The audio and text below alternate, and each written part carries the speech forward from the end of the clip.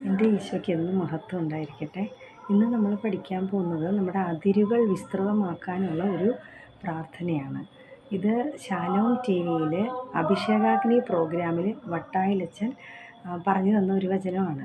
അഭിഷേകാഗ്നി പ്രോഗ്രാമിലൂടെ 1 ദിനവൃത്താന്തം 4-ാം അധ്യായം 10-ാം വാക്യമാണ്.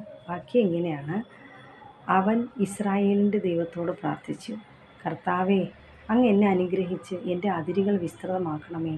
അങ്ങയുടെ കരം എന്നോട് കൂടെ ആയിരിക്കുകയും വിപത്തുകളിൽ എന്നെ സംരക്ഷിക്കുകയും ചെയ്യണമേ.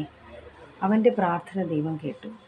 അപ്പോൾ ഇത് നമ്മുടെ അതിരുകൾ വിസ്തൃതമാക്കാൻ, ഇപ്പം നമ്മുടെ സമ്പത്തിൻ്റെ അതിര് വിസ്തൃതമല്ലെങ്കിൽ, നമ്മുടെ പഠിക്കുന്ന കുട്ടികളാണെങ്കിൽ ബുദ്ധി, ഫിസിക്സ്, കെമിസ്ട്രി, മാത്സ് ഇതൊന്നും പഠിച്ചിട്ട് മനസ്സിലാവില്ല. ബുദ്ധിയുടെ അതിര് കുറവാണ്, കാര്യം ഒന്നും മനസ്സിലാക്കാൻ പറ്റുന്നില്ല.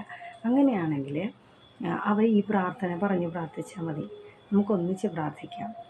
കർത്താവേ, അങ്ങ് എന്നെ അനുഗ്രഹിച്ച് എൻ്റെ അതിരുകൾ വിസ്തൃതമാക്കണമേ.